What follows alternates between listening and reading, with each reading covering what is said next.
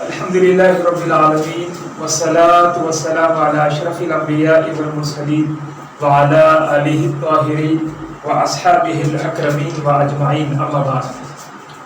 معزز ناظرین، سامعین، خواتین و حضرات، السلام علیکم ورحمۃ اللہ وبرکاتہ۔ تفسیر قرآن اور خلاصہ قرآن مجید کا آغاز ہونا چاہتا ہے۔ آج انشاءاللہ تبارک و تعالی 20ویں پارے کی تفسیر اور خلاصہ رکھنے کی سعادت حاصل کرنے جا رہا ہوں۔ سورہ نمل کا سلسلہ جاری ہے۔ اللہ تعالیٰ ارشاد فرماتے ہیں، بسم اللہ الرحمن الرحیم، امن خلق السماوات والارض وانزل لكم من السماء ماء فانبتنا به حدائق ذات بهجة ما كان لكم ان تنبتوا شجرها أإله مع الله بل هم قوم يعدلون۔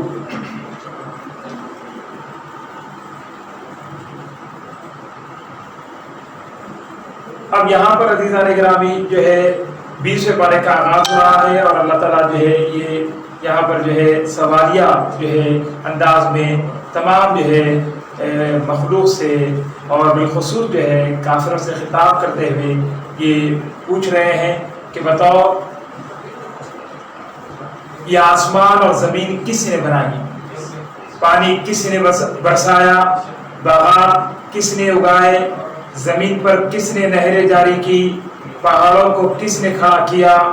پریشان حالوں کی پریشانی کو کون دور کرتا ہے؟ زمین پر انسانوں کو کس نے خلافت عطا کی؟ بحر و بر کے اندھیروں میں کون راستہ دکھاتا ہے؟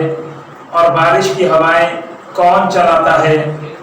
اور یہ تمام سوالات ایسے ہیں جن کے جوابات میں سب یہ کہنے پر مجبور ہوتے ہیں کہ یہ سب کام اللہ جل جلالہ، اللہ سبحانہ و تعالی ہی کرتا ہے، لیکن اس کے باوجود اکثر لوگ راہ راست پر نہیں آتے۔ آگے ارشاد فرمایا جا رہا ہے، وَقَالَ الَّذِينَ كَفَرُوا أَإِذَا كُنَّا تُرَابًا وَآبَاؤُنَا أَإِنَّا لَمُخْرَجُونَ۔ اور کافر یہ سوال کرتے ہیں کہ کیا وہ اور ان کے باپ دادا مرنے کے بعد پھر زندہ ہوں گے؟ اور یہ تو پہلے ہی سے سنتے آ رہے ہیں۔ قرآن مجید ان سوالات کے بہت واضح جوابات دیتا ہے، اور پچھلے انبیاء علیہم السلام کے متعلق بنی اسرائیل نے جو اختلافات پیدا کر دیے، قرآن ان کی صحت بھی کرتا ہے اور ان کی جو ہے مکمل جو ہے ان کے واقعات کی طرف ہماری رہنمائی فرماتا ہے۔ ارشاد خداوند ہو رہا ہے، وَيَوْمَ نَحْشُرُ مِنْ كُلِّ أُمَّةٍ فَوْجًا مِّمَّنْ يُكَذِّبُ بِآيَاتِنَا فَهُمْ يُوزَعُونَ۔ قیامت کے دن جب سب امتیں میدان حشر میں جمع کی جائے گی تو ان پر حقیقت آشکار ہو جائے گی۔ نیکی کا بدلہ نیکی ہو اور بدی کا بدلہ بدی ہوگی۔ حضرت صلی اللہ علیہ وسلم کو حکم ملا کہ آپ لوگوں کو قرآن پڑھ کر سنائیں، ان قریب اللہ تعالیٰ اپنی نشانیاں ظاہر کرے گا۔ اللہ تعالیٰ ان کے اعمال سے غافل نہیں ہے۔ وما ربک بغافل عما تعملون۔ اس کے بعد عزیزان گرامی سورۃ القصص کا آغاز ہونا چاہتا ہے۔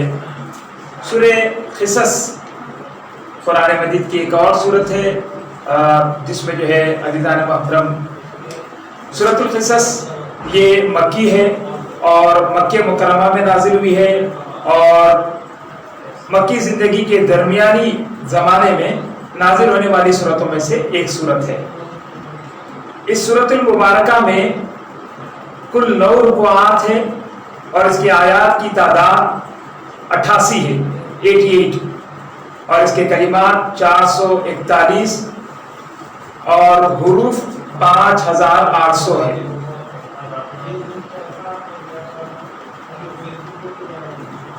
عزیزان گرامی، اللہ تعالیٰ ارشاد فرماتے ہیں، بسم اللہ الرحمن الرحیم، طاسیم میم، تلک آیات الکتاب المبین۔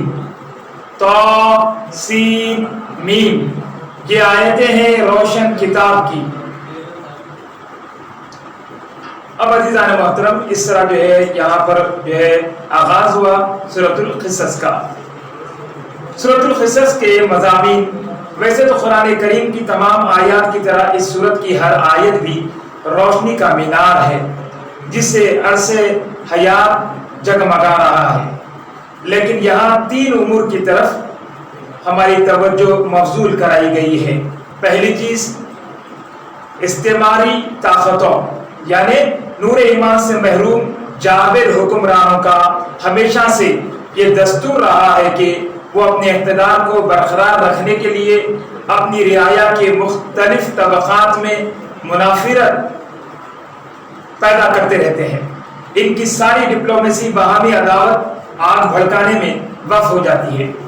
انہیں اس سے کوئی غرض نہیں ہوتی کہ منافرت وہ عداوت کی جو آگ وہ اپنی رعایا میں بھڑکا رہے ہیں، کئی جوانیاں اس میں بھسم ہو جائیں گی، کئی سہاگ لٹ جائیں گی، کئی جو ہے ہستی مسکراتی بستیاں اجڑ جائے گی، ملک کی ترقی رک جائے گی۔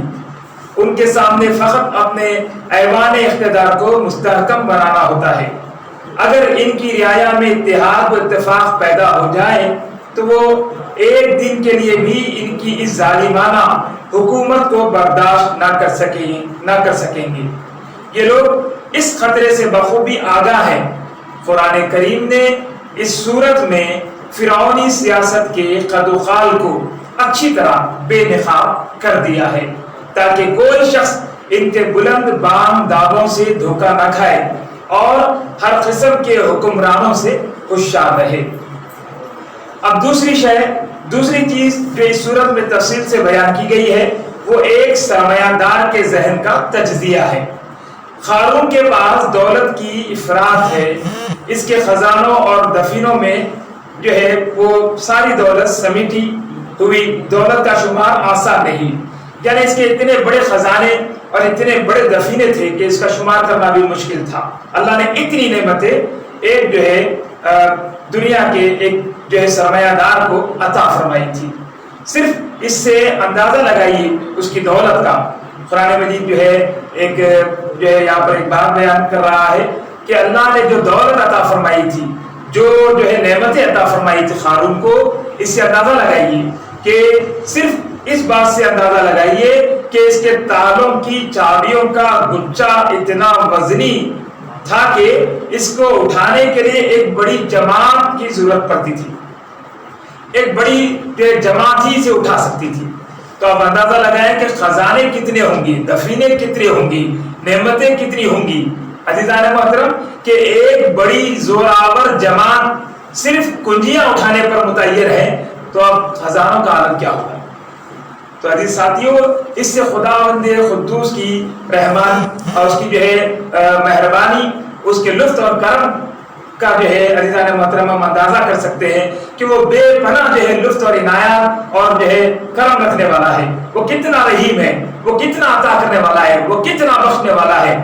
عزیزان محترم اس نے ایک اپنے نافرمان بندے کو، ایک سرمایہ دار کو اتنی نعمتیں عطا فرمائی، اتنی دولت عطا فرمائی کہ اس کے خزانوں کی چابیاں اٹھانے کے لیے ایک بڑی جماعت ہوتی۔ وہ کتنا رحیم ہے کہ نافرمان بندوں کو بھی اتنی نعمتیں اور اتنی دولت عطا فرماتا ہے۔ تو اب فرما برداروں کا کیا کہنا، ان کے لیے تو یہاں پر بھی عزتیں ہیں اور وہاں پر بھی ان کے لیے عزیزان محترم عالی شان محلات اور اللہ کے بڑے وعدے ہیں۔ تو عزیزان گرامی اس طرح جو ہے یہاں پر یہ بات بیان کی گئی ہے۔ دوسری چیز جو ہے ایک سرمایہ دار کے ذہن کا تجزیہ پیش کیا گیا ہے کہ اتنی بڑی جماعت، زور آور جماعت جو ہے اس کے جو ہے خزانوں کی چابیاں اٹھانے پر مامور تھی کہ اس کے تالوں کی چابیوں کو جو ہے وہ اٹھا کر رکھا کرتی تھی، اس کی حفاظت پر مامور تھی۔ دولت کی اس ریل پیل کے باوجود دل اتنا سخت اور سینہ اتنا تنگ ہے کہ اگر اس کو یعنی قارون کو کلیم اللہ یعنی حضرت موسیٰ علیہ السلام جیسے رسول نصیحت کرتے ہیں کہ احسن کما احسن اللہ الیک، کہ اے جو ہے قارون غریبوں، مسکینوں، محتاجوں کا حق ادا کر اپنی دولت میں سے اور ان پر احسان کر جیسا کہ اللہ نے تجھ پر احسان کیا ہے تجھے دولت دے کر۔ تو وہ اسے خاطر میں لانے کے لیے تیار نہیں، بلکہ بڑی بے حیائی سے رزاق کی رزاق کے کرم کا انکار کر دیتا ہے اور برملا کہتا ہے کہ مجھے سیم و زر کے یہ انبار خدا نے نہیں دیے بلکہ یہ میری ذہانت، وہ معاملہ فہمی اور کاروباری مہارت کا ثمر ہے۔ جب ذہن میں یہ چیز سما جائے تو اسے کیا پڑی ہے کہ وہ اپنی دولت کو خلق خدا کی امداد کے لیے صرف کرے۔ ایسے ہی اہل ثروت کے شبستانوں کے سیاحوں میں، اہل ثروت کے شبستانوں کے سایوں میں انسانیت سسکتی رہتی ہے۔ اگر ایسی ذہنیت رہے اہل ثروت کی، اہل دولت کی، کہ وہ اپنے خدا کے شکر گزار بننے کے بجائے اپنی جو ہے دولت سے چمٹے بیٹھے اور اس سے جو ہے اپنی کمائی کا اور ہنر مندی کا جو ہے اپنے فن کا اور اپنی جو ہے معاملہ فہمی کا اپنے کاروبار کا نتیجہ سمجھے، تو پھر عزیزان گرامی ان کے سایوں میں انسانیت سسکتی رہتی ہے۔ ایسے ہی دولت مند شرف انسانی کی قبا کو تار تار کرتے ہیں۔ اہل ثروت کی سنگدلی، کنجوسی اور سرد مہری سے جو بربادیاں جنم لیتی ہے، قارون کے رویے پر ملامت کرتے ہوئے حضرت کلیم اللہ نے ان کی طرف واضح اشارہ فرمایا، یعنی اپنے اس طریقہ کار سے تو ملک میں فساد برپا نہ کر۔ یہ الفاظ اہل ذکر کے لیے اپنے دامن میں پن و معزت کی ایک دنیا سمیٹے ہوئے ہیں۔ تو لہٰذا عزیزان محترم، تو بہت ضروری ہے کہ ہر ایک کے حق کو ادا کرنا چاہیے۔ اب تیسری چیز جو ہے سورہ میں بیان کی گئی ہے، وہ اس سورہ کی جو ہے آیت نمبر 57 کی طرف میں آپ کی توجہ مبذول کرانا چاہتا ہوں۔ اس کی جو ہے عزیزان گرامی، اس میں جو ہے اس بات کی طرف اشارہ کیا گیا ہے اور بتایا جا رہا ہے کہ اسلام کا نظام معاشیات، اسلام کے نظام قانون، اسلام کے نظام اخلاق کو اپنے ملک میں رائج کرنے سے ہمارے کوتاہ نظر آیان حکومت کو جو خدشے نظر اور خطرے دکھائی دیتے ہیں، ان کا ازالہ فرما دیا۔ بعض وقت یہ ہوتا ہے کہ اسلام کے نظام معاشیات، قانون اور اسلام کے قانون کو اور اسلام کے نظام اخلاق کو جو ہے اگر رائج کر دیا جائے تو امن و امان قائم ہو جائے گا۔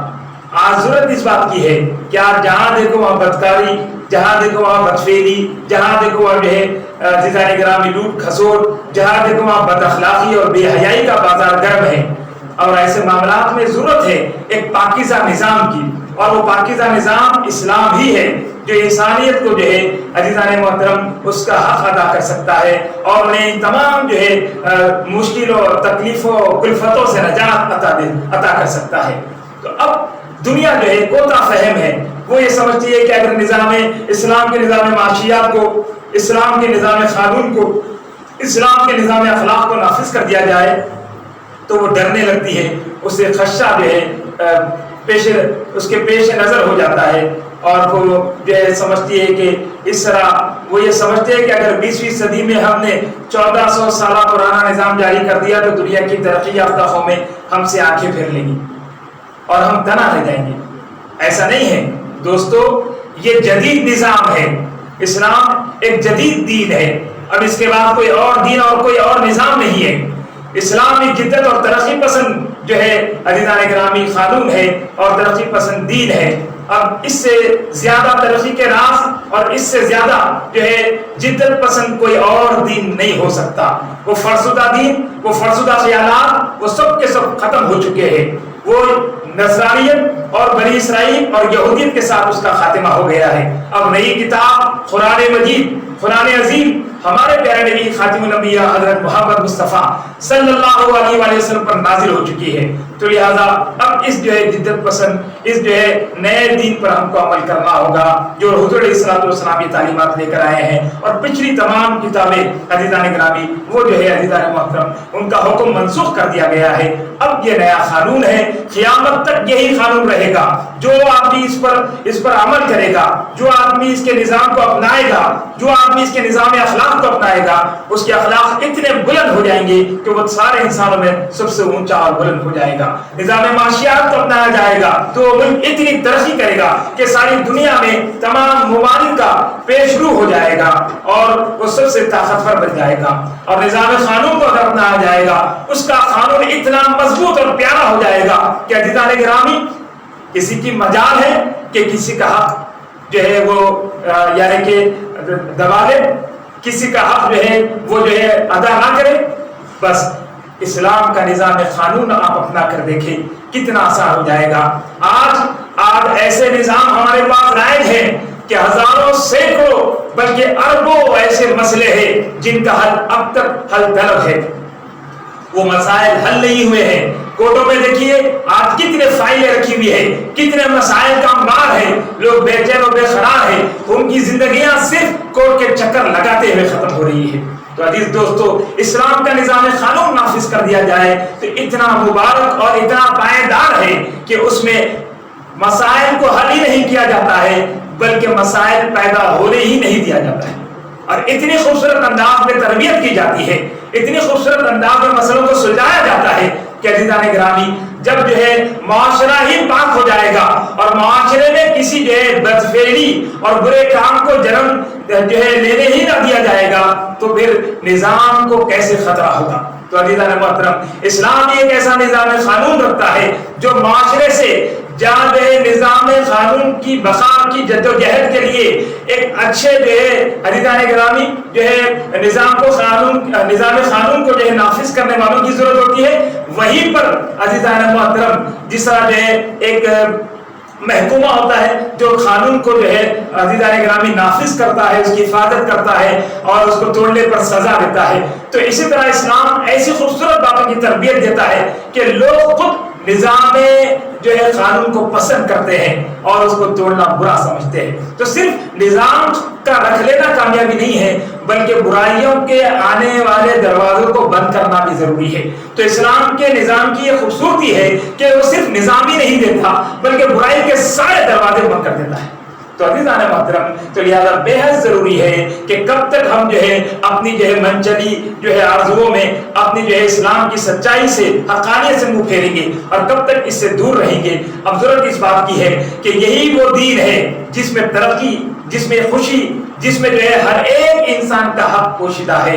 اسی دین میں وہ طاقت ہے جو ہر مظلوم کو خوشی عطا کر سکتا ہے، ہر جو ہے عزیزان گرامی ہر جو ہے محروم کو اس کا حق عطا کر سکتا ہے. تو لہذا اسی قانون کو اپنانا چاہیے اور اسی قانون کو عام کرنا چاہیے. اس کے لیے اس کی آیتوں میں غور کرنے کی ضرورت ہے تاکہ ہماری غلط فہمیوں کا ازالہ ہو جائے انشاءاللہ تعالی. تو یہ تمام سورۃ القصص میں ان باتوں کو جو ہے بیان کیا گیا ہے. تو عزیزان محترم، اس کی ان آیات پہ ہم کو غور کرنا چاہیے. سورۃ القصص پڑھے اس سلسلے میں اللہ تعالیٰ آگے ارشاد فرماتے ہیں نَتْلُو عَلَيْكَ مِن نَبَإِ مُوسَىٰ وَفِرْعَوْنَ بِالْحَقِّ لِقَوْمٍ يُؤْمِنُونَ. ہم پڑھ کر سناتے ہیں آپ کو موسیٰ اور فرعون کا کچھ واقعہ ٹھیک ان لوگوں کے فائدے کے لیے جو ایمان لاتے ہیں. موسیٰ علیہ السلام کا قصہ متعدد مقامات پر بیان ہوا ہے، لیکن یہاں اس قصے کی چند ایسی کڑیاں ذکر کی جا رہی ہے جو کسی اور جگہ مذکور نہیں. اس کا مقصد داستان سرائی نہیں، پہلے سے یہ بات سمجھائی جا رہی ہے، بتائی جا رہی ہے، بولی جا رہی ہے کہ قرآن میں پچھلے واقعات جو بیان کیے جاتے ہیں تو قصہ وہی نہیں کی جاتی، داستان سرائی نہیں، بلکہ ان اہل ایمان کے دلوں کو تازہ اور شگفتہ کرنا ہے جو عرصے سے مشرکین کے مظالم کا ہدف بنے ہوئے تھے، تاکہ انہیں یقین ہو جائے کہ جس خداوند کریم نے فرعون جیسے متشدد اور متعصب مطلق العنان بادشاہ اور اس کی کثیر تعداد اور تنگ نظر تنگ دل قبطی قوم کو غرق کر دیا تھا اور بنی اسرائیل جیسی کمزور قوم کو کامیاب کیا تھا، وہی خدا ان کی مدد فرما رہا ہے. آخرکار کامیابی کا سہرا انہی کے سر باندھا جائے گا. تو لہذا بہت ضروری ہے بڑے اطمینان کے ساتھ، صبر کے ساتھ، حوصلے کے ساتھ، ہمت کے ساتھ، شجاعت کے ساتھ اپنے دین پر قائم رہنے کی ضرورت ہے. اللہ کی مدد ہمارے ساتھ ہے. اللہ کا وعدہ ہے نحن اقرب الیہ من حبل الورید، ہم تمہاری مدد کے لیے تمہاری شہرت سے زیادہ قریب ہے. تو لہذا عزیزان گرامی اس کے جو ہے تمام احکام کو بخوشی پورا کرتے ہوئے اپنی زندگیوں کو بسر کرتے صبر کرتے ہوئے دین الہی کے تمام احکام کو پورا کرنے کی جدوجہد کرنی چاہیے. اب اس طرح عزیزان محترم آگے جو ہے ارشاد خداوند ہو رہا ہے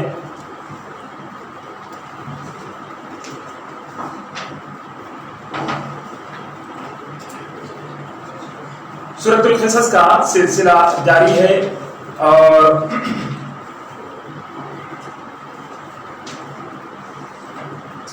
20ویں پارے کی تفسیر کا سلسلہ چل رہا ہے.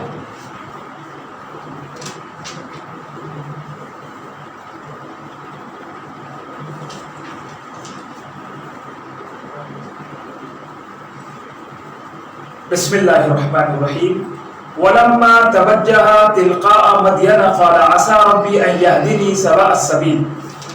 جب حضرت موسیٰ علیہ السلام نے مدین کا رخ کیا تو اللہ تعالیٰ سے دعا کی کہ وہ ان کی رہبری کرے، مدد کرے. راستے میں ایک کنویں پر چند لوگ جانوروں کو پانی پلا رہے تھے.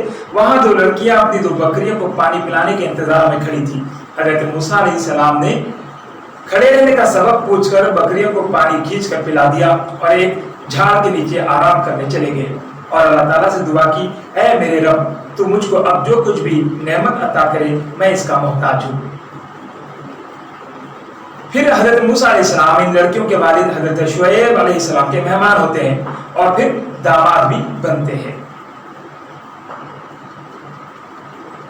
فلما قضى موسى الأجل وسار بأهله آنس من جانب الطور نارا. بات ختم معاہدہ اپنی بیوی کو لے کر حضرت موسیٰ علیہ السلام مدین سے روانہ ہوتے ہیں اور راستے میں آگ کی تلاش میں کوہ طور پر پیغمبری کے ساتھ عصا اور ید بیضا کے معجزوں سے سرفراز ہوتے ہیں اور یہ حکم ملتا ہے کہ وہ اور ان کے بھائی حضرت ہارون علیہ السلام دونوں فرعون اور اس کی قوم کے پاس جا کر ان کو سمجھائیں. لیکن فرعون کا تکبر اس کو فوج کے ساتھ دریا میں لے ڈوبا. وَلَقَدْ آتَيْنَا مُوسَى الْكِتَابَ مِنْ بَعْدِ مَا أَهْلَكْنَا الْقُرُونَ الْأُولَى بَصَائِرَ لِلنَّاسِ وَهُدًى وَرَحْمَةً.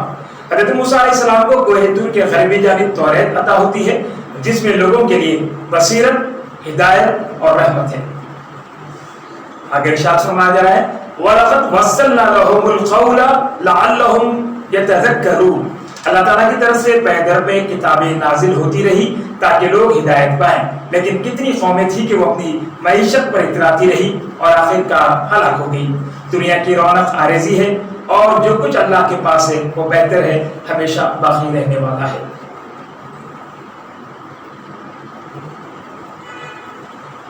افمن وعدنا وعدا حسنا.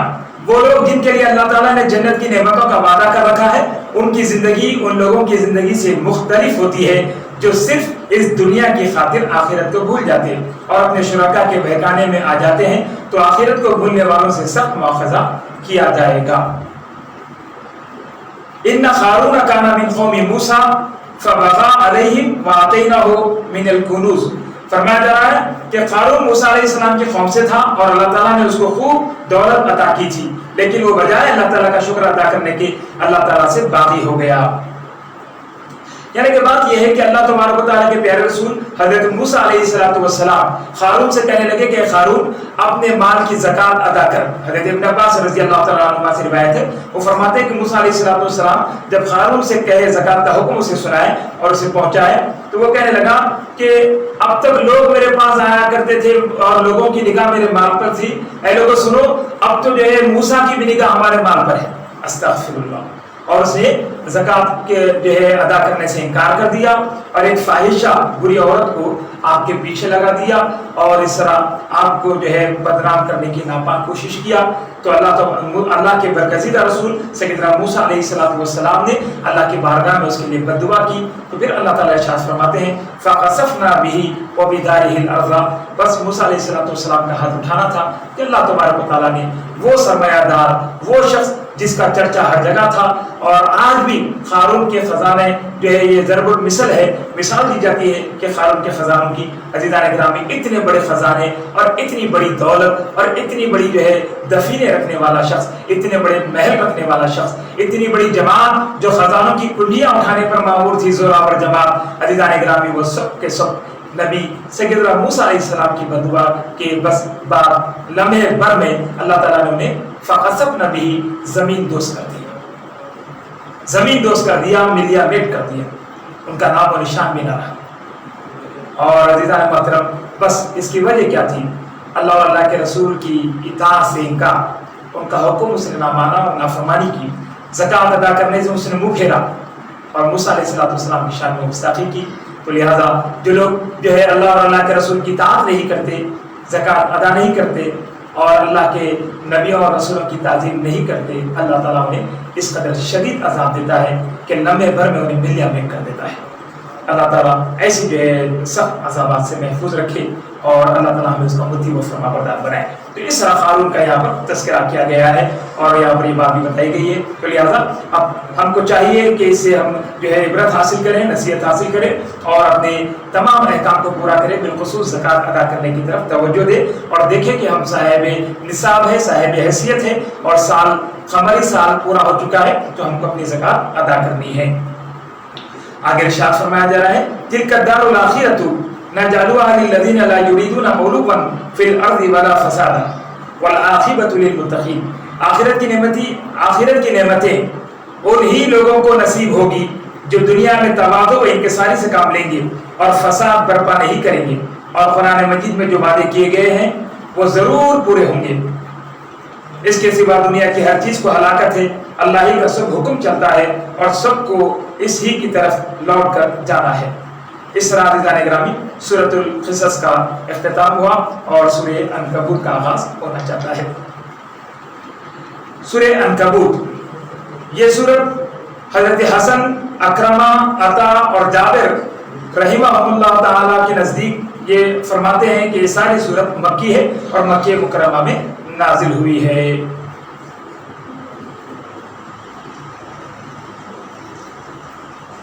عزیزان محترم اس سورت کے متعلق جو ہے سورہ عنکبوت اس کی کل جو ہے 7 رکوعات ہے اور 69 جو ہے اس کی آیات ہے اور اس کے کلمات کی تعداد 980 اور 4165 حروف اس جو ہے سورہ عنکبوت میں ہے۔ اس سورت کا نام عنکبوت ہے اس وجہ سے رکھا گیا ہے کہ اس سورت کی آیت نمبر 41 میں عنکبوت کے جو ہے لفظ سے عزیزان گرامی مکھڑی کے جالے کی جو ہے کا تذکرہ کیا گیا ہے اور بتایا گیا ہے کہ ان جو ہے مشرکین کے جو عقیدے ہیں وہ مکھڑی کے جالے کی طرح ہے، بلکہ اس سے بھی بودا ہے، کمزور ہے، تو لہذا اسی کی نسبت سے اسی کی جانب منسوب کرتے ہوئے سورت کا نام سورۃ العنکبوت رکھا گیا ہے۔ بسم اللہ الرحمن الرحیم، الف لام میم، احسب الناس ان یترکوا ان یقولوا آمنا وهم لا یفتنون۔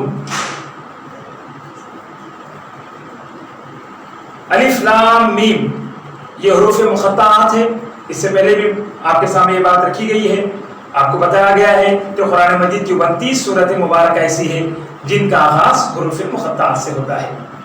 اس کی تفصیل پہلے بتائی جا چکی ہے۔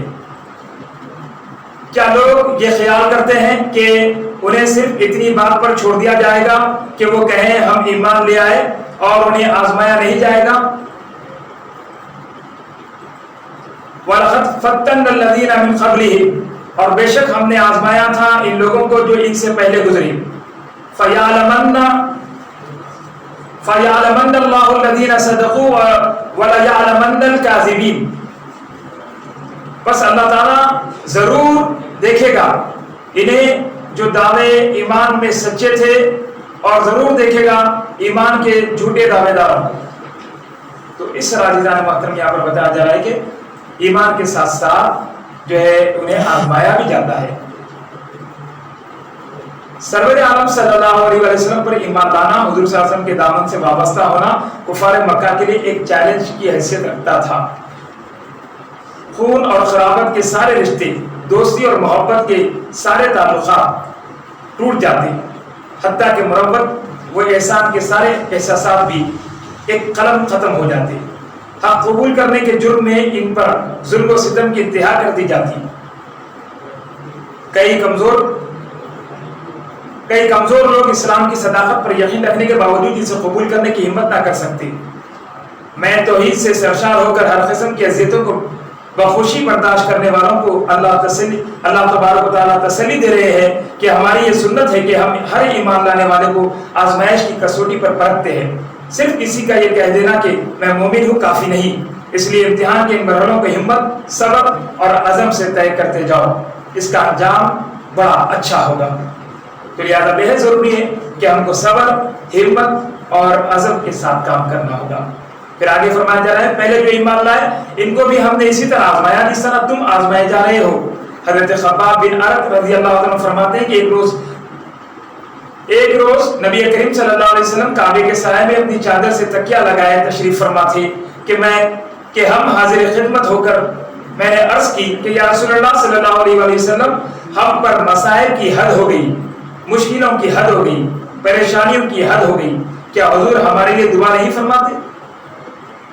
حضور نے فرمایا یہ مصیبتیں صرف تم ہی برداشت نہیں کر رہے ہو بلکہ تم سے پہلے کفار کا یہ طریقہ تھا کہ مومن کو پکڑتے، اس کے لیے ایک گڑھا کھودتے، پھر اس گڑھے میں اسے کمر تک گاڑ دیتے، پھر آری لا کر اس کے سر پر چلائی جاتی اور کاٹ کر اس کے 2 حصے کر دی جاتی۔ اللہ اکبر اللہ اکبر۔ بعض پر لوہے کی کنگھیاں چلائی جاتی، ان کے گوشت اور ہڈیوں کو ادھیڑ کر رکھ دیا جاتا، اس کے باوجود وہ مومن، وہ اہل ایمان اپنے دین پر ثابت قدم رہتے۔ اے خباب، اللہ کی قسم یہ دین ہر سو پھیلے گا، ہر طرف پھیلے گا، اس کے ذل ہمایوں میں اتنا امن و امان ہوگا کہ ثنا سے چل کر ایک شخص حضر الموت تک سفر کرے گا اور اللہ تعالیٰ کے سوا اسے کسی کا خوف نہ ہوگا۔ عزیزان گرامی، اس طرح حضور علیہ السلام نے جو ہے دین اسلام کی جو ہے پیشنگوئی فرمائی کہ وہ کس طرح جو ہے دنیا میں پھیل جائے گا۔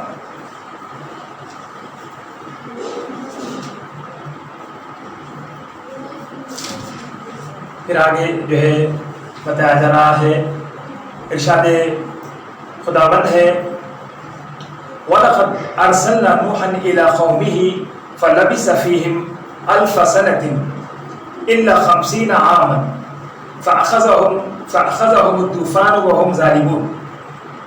اور بے شک ہم نے بھیجا نوح علیہ السلام کو ان کی قوم کی طرف تو وہ ٹھہرے رہے ان میں 50 کم ہزار سال، یعنی 950 برس۔ آخرکار آ لیا انہیں طوفان نے اس حال میں کہ وہ ظالم تھے۔ فَأَنْجَيْنَاهُ وَأَصْحَابَ السَّفِينَةِ وَجَعَلْنَاهَا آيَاتًا لِلْعَالَمِينَ۔ بس ہم نے نجات دے دی نوح علیہ السلام کو اور کشتی والوں کو، اور ہم نے بنا دیا اس کشتی کو ایک نشانی سارے جہان والوں کے لیے۔ جب انسان کو کسی اچھے کام کے لیے شدائد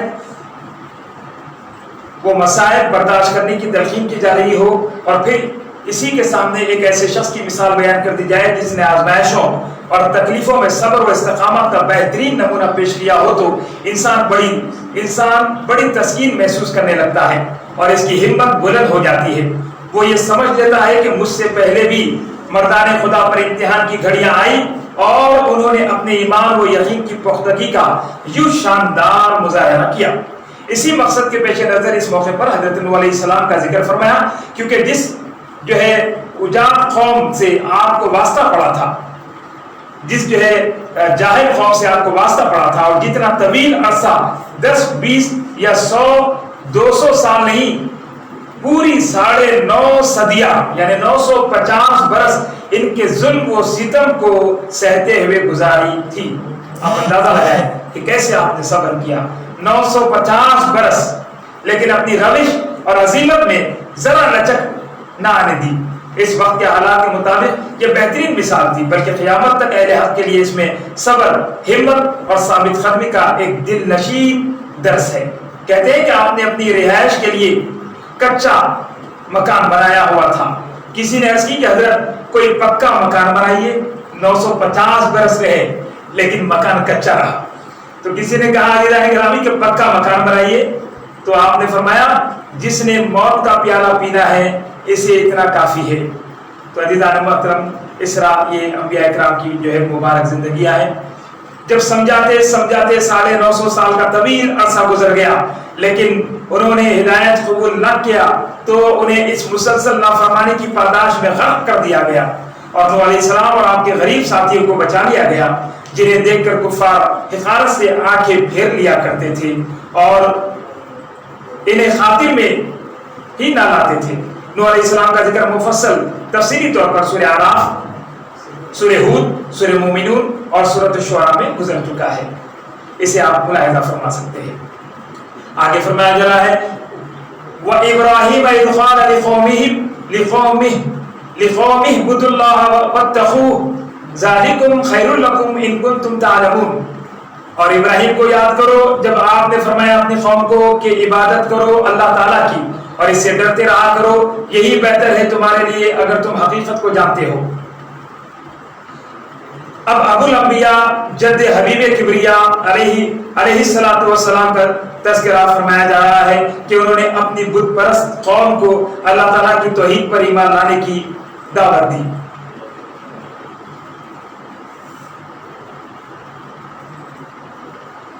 انما تعبدون من دون اللہ اوثانا وتخلقون افکا ان الذين تعبدون من دون الله لا يملكون لكم رزقا فابتغوا عند الله رزقا واعبدوه واشكروا له الیہ ترجعون۔ آگے فرمایا جا رہا ہے بے شک جن کو تم پوچھتے ہو اللہ تعالیٰ کو چھوڑ کر وہ مالک نہیں تمہارے رزق کے، بس طلب کیا کرو اللہ تعالیٰ سے رزق کو اور اس کی عبادت کیا کرو اور اس کا شکر ادا کیا کرو، اسی کی طرف تم لوٹائے جاؤ گے۔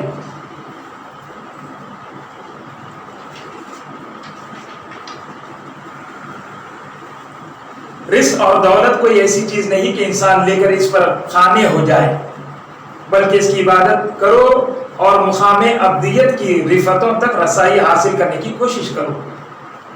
اب یہاں بہت خوبصورت بات فرمائی جا رہی ہے، آپ کی میں توجہ چاہتا ہوں، ناظرین توجہ فرمائیں کہ صرف رزق اور دولت ہی ہماری زندگی کا مقصد نہیں ہے، یہ تو زندگی کے گزارنے کے لیے ایک ذریعہ اور سبب ہے، اصل مقصد تو زندہ رہتے ہوئے اپنے رب کو یاد کرنا ہے اور زندگی کے لمحات کو اپنے رب کی یاد سے بھر دینا ہے، اور یہاں تک عبادت کرنا ہے کہ عزیزان گرامی یہاں تک کہ اس کی جو ہے عزیزان محترم اس کی جو ہے معرفت حاصل ہو جائے، اس کے ہونے کا مضبوط یقین ہو جائے، یہاں تک کہ موت آ جائے۔